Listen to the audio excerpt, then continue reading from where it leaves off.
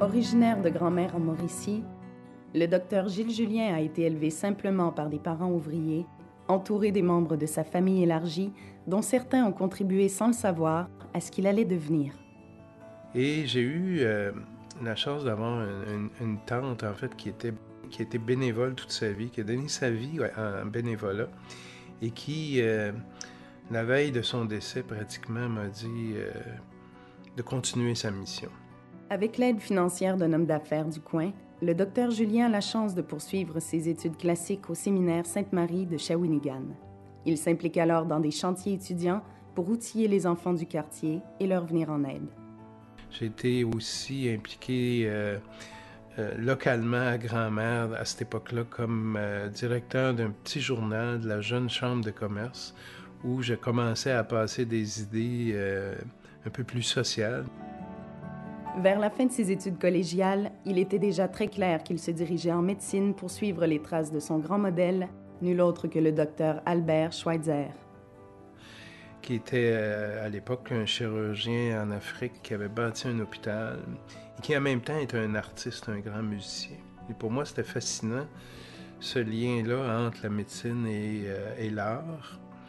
Et c'est peut-être pour ça qu'aujourd'hui, j'essaie de combiner les deux, et médecine et sculpture dans mon cas.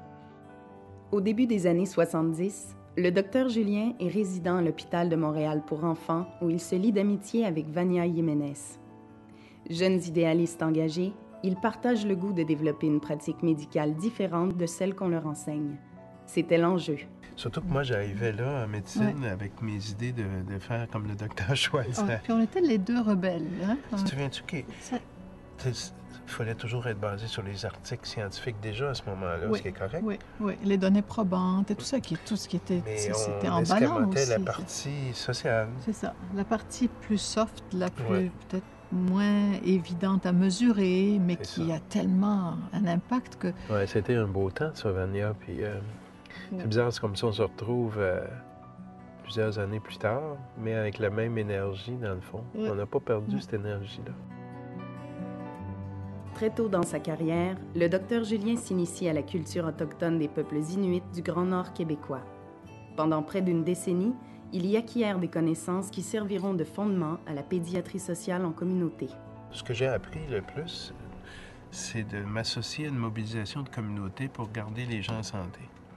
Et la réception était meilleure qu'au Sud parce que c'est naturel. Plus naturel, plus partie de la culture, puis dans des communautés plus petites. Oui. Et ça m'a fasciné. Puis par après, c'est ce que j'ai voulu mettre en place ici. Entre-temps, il fait quelques incursions en santé publique et en santé internationale. Au début des années 80, il s'envole avec sa famille aux îles Comores, en Afrique, dans le cadre d'un projet des Nations Unies, espérant améliorer les soins médicaux qui y sont dispensés. J'ai vite compris que le monde politique local où j'étais souhaitait pas de changement profond au niveau de sa population. Une décennie plus tard, il se joint à une équipe pour mettre en place un système de santé en Albanie. En Albanie, avec la Banque mondiale et un programme des Nations unies, moi, j'espérais changer l'Albanie. En tout cas, le sort des enfants de l'Albanie en montant des programmes de santé de base avec les politiciens locaux. Mais j'ai vite compris que c'était pas politiquement rentable de faire une approche de santé de base de cette façon-là.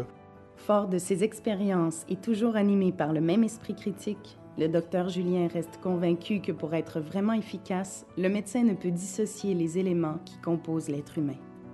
Que ce soit au plan physique, psychologique, émotionnel, environnemental et même au plan spirituel, le médecin doit essayer de comprendre et agir sur les déterminants de la santé.